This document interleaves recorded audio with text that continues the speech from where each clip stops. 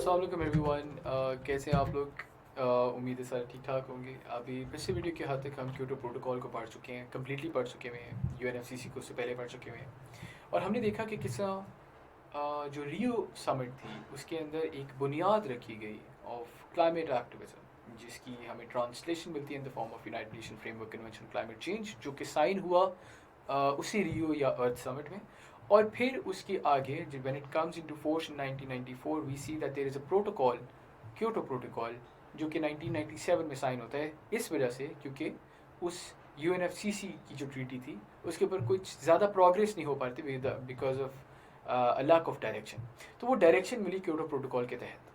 बहरहाल last video के हद तक हम लोग देख चुके हैं कि किस तरह से Kyoto protocol has also failed essentially, चूँकि 17% ग्रीन हाउस गैसेस का एमिशंस में इजाफा हो जाता है। और इसके अलावा दो और जो CBDR का मैंने आपको क्रिटिसिज्म बताया, और ये कि आपकी डेवलप्ड नेशंस हैं वो भी इसको सीरियसली नहीं ले रही हैं।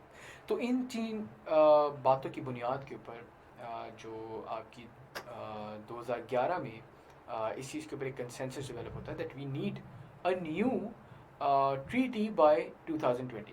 और 2020 की बात क्यों की गई? वो इसलिए की गई क्योंकि 2020 में आपके क्योटो प्रोटोकॉल का जो टाइम पीरियड है, जो सेकंड कमिटमेंट पीरियड है, जिसमें 18% आपने कम करना है, वो ख़त्म हो जाएगा।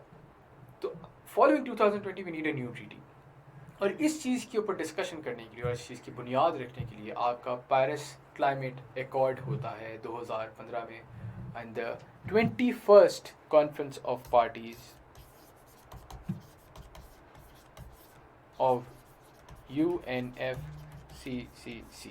ठीक है, UNFCCC का जो 21वां कॉन्फ्रेंस ऑफ पार्टीज़ का फंक्शन मुनक़िद हुआ पेरिस में, वहाँ पे इस चीज़ को ऊपर वाज़ेह डिस्कशन हुई कि how do we want to go about it. तो इसकी पर पढ़ते हैं। तो 2015 दिसंबर में 196 parties to the UNFCCC adopted the climate accord.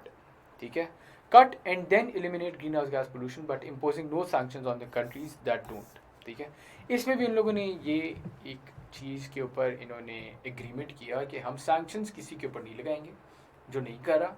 हाँ, बहरहाल हम अपनी अपनी कोशिश करेंगे कि हम अपनी एमिशंस को कम करें। ठीक है, और इसके ऊपर उन लोगों ने जो यार्ड स्टिक रखी, इस बार उन्होंने यार्ड स्टिक ये नहीं रखी कि हमने एमिशंस कितनी कम करनी है, ये यार्ड स्टिक नहीं थी। इस बार इन्होंने ग्लोबल एक्शन के लिए अप्रोच चेंज की। और अप्रोच क्या थी कि आपके हम by the end of the century we need to make sure कि हमारा जो क्लाइमेट चेंज है और the change in the average temperature it does not exceed 2 degree Celsius at max, ideally 1.5 degree Celsius, but not, it should not exceed 2 degree Celsius.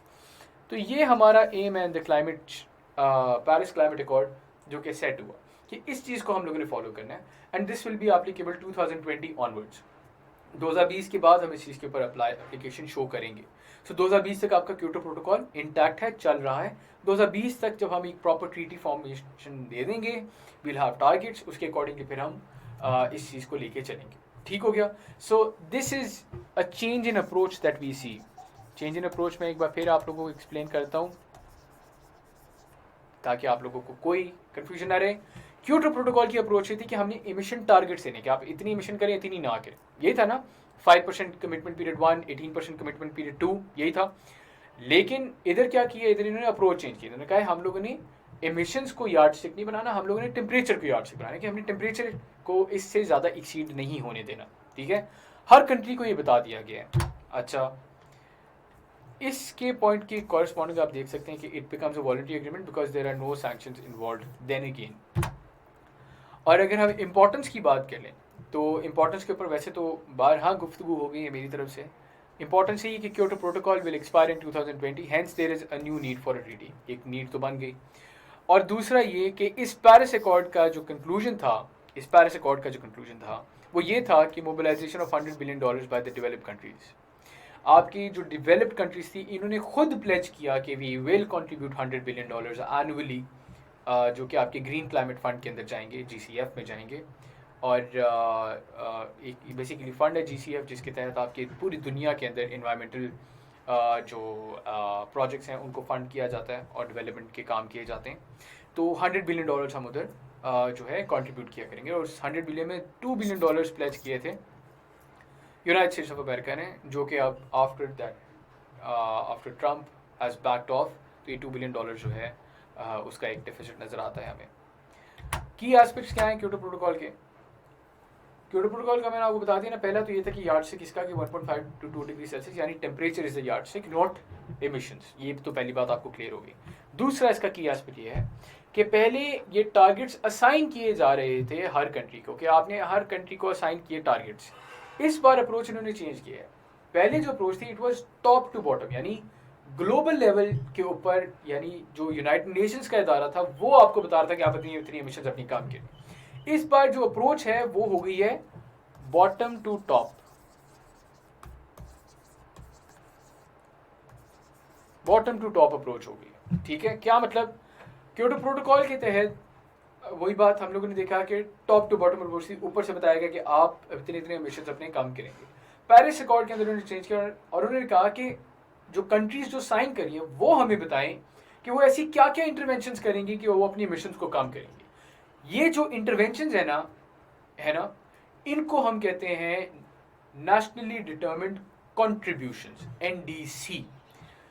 इसी की जो first report थी इसको हम कहते हैं intended nationally determined contributions, INDCs, जिसके reference मैंने आप लोगों को क्लाइमेट चेंज के अंदर भी दिया जब पढ़ा रहा था। INDCs के डॉक्यूमेंट का, पाकिस्तान के INDCs का डॉक्यूमेंट का गूगल पे लिखिएगा आप लोग, इधर मैं शेयर नहीं कर सकता, मुझे पता नहीं है।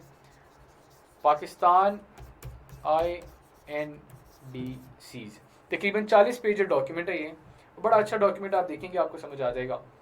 उसके अंदर वो सेक्टोरल कैटेगराइजेशन भी बताया हुआ है कि हम हमारी एमिशन का ग्राफ कहाँ तक जाएगा और हम अपनी रिडक्शंस को कंट्रोल करने के लिए क्या क्या मैकेनिज्म्स उठाने को तैयार हैं।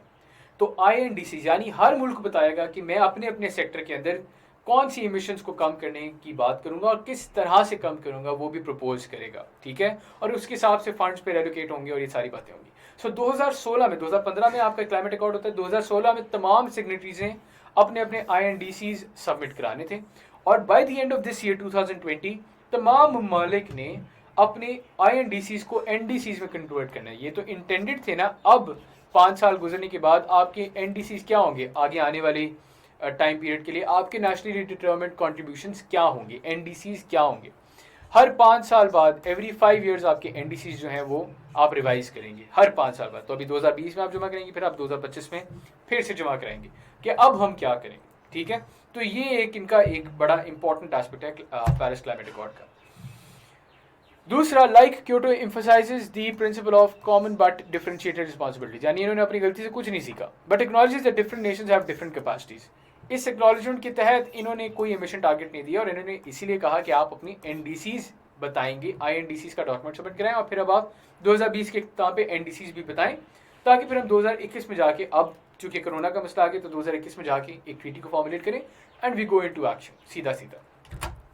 Lastly, after the submission of INDCs, the countries are supposed to submit NDCs by this year end यानी 2020। इसके ऊपर गुफ्तगू हो गई है। तो this is as far as climate accord of Paris is concerned. इसके ऊपर अब डेवलपमेंट होती रहेगी विद टाइम टू टाइम, हर साल आपको इस पर कोई ना कोई डेवलपमेंट नजर आएगी। इस साल भी नजर आती had it not been for corona. पिछले साल कॉन्फ्रेंस ऑफ पार्टी जो था आपका 25 COP25, उसके अंदर बड़ी लड़ाई झगड़ा होता रहा, ठीक है। और वो क्यों होता रहा? क्योंकि अब जो नई ट्रीटी साइन करना चाह रहे हैं और ट्रीटी के ऊपर बात कर रहे हैं ना, उसके अंदर बात ये भी की जा रही है कि आपका जो इमिशन रिडक्शन, इमिशन ट्रेडिंग का जो पूरे का पूरा सिस्टम था ना, उसको रिवैम्प किया जाए। मज़े की बात है कि इंडिया और चाइना ने ज्वाइन किया था 2009 में और वो इस एम्बेट के अंदर आ गए थे कि हम अपनी इमिशंस को रिड्यूस करेंगे। और जब वो इस एम्बेट के अंदर आए थे तो वो जो इमिशन रिडक्शन सर्टिफिकेट्स थे वो इनके ऊपर भी लागू होते थे और इनके जो साइंड अमाउंट यूनिट्स थे वो भी ये लोग सेव करना शुरू हो गए, ठीक है। सो इंडिया को इस चीज़ के साथ बहुत बड़ा मसला है क्योंकि इंडिया ने काफ़ी ज़्यादा अपनी जो है CERs उनको इकट्ठा किया हुआ है और वो चाह रहा था कि इनको मोबिलाइज करके फंड जनरेट करता, but due to the fact कि अब इस ट्रीटी जो कमिंग ट्रीटी है उसके अंदर ये बात की जा रही है कि हम इमिशन ट्रेडिंग को सिरे से ही ख़त्म कर दें, तो इसलिए India is not happy with it and इस चीज़ के ऊपर काफ़ी ज़्यादा गुफ्तगू हो रही है। पिछले साल वाली जो COP25 थी जो कि स्पेन में हुई, उसके अंदर इस चीज़ के ऊपर काफ़ी बहस छिड़ी है, ना सिर्फ इंडिया बल्कि और भी इसके प्रोपोनेंट्स थे। इस साल ग्लासगो में होनी थी COP26 एक लैंडमार्क COP होना था, बट कोरोना की वजह से नहीं हो रहा, डिले हो गया। अब अगले साल ग्लासगो में होगी COP26। तो फिर अब देखते हैं कि how things roll out for us. So until then climate accord के लिहाज से this is more than sufficient information that you should know. इसके ऊपर कोई सवाल है तो आप लोग आंसर कर सकते हैं। ग्लोबल पॉलिटिक्स का भी आपको समझ आ गया है। सो यहाँ पे हमारा जो ग्लोबल इनिशिएटिव्स का मॉड्यूल है वो ख़त्म करता हूँ मैं। इसके साथ मैं आपको सिर्फ 2-3 बातें बता दूँ। इस जो कोर्स मैंने डिज़ाइन किया हुआ है, मैं डिज़ाइन कर रहा हूँ कि आपके सबसे इंपॉर्टेंट टॉपिक्स क्या हैं और उनको कवर कराने की कोशिश की है। पेपर में 7 सवालात आते हैं, मेरी कोशिश है कि मैं आपको 6 सवालात की बेहतरीन तैयारी कराऊँ, ठीक है। कम से कम 6 सवालात की आपको तैयारी कराऊँ। प्रोबेबिलिटी अगर आए तो आपने 4 सवाल करने हैं, आप 2 सवाल छोड़ने की सलाहियत रखते हो कि 2 सवाल आप अपनी मर्ज़ी से छोड़ सकते हैं जो आपको हो कि ये मुझे नहीं आता या मैं इसके ऊपर ज़्यादा परफॉर्म नहीं कर सकता, ठीक है। कम से कम 2 सवाल आपके छोड़ने के और 4 सवाल आप बेहतरीन कर सकें।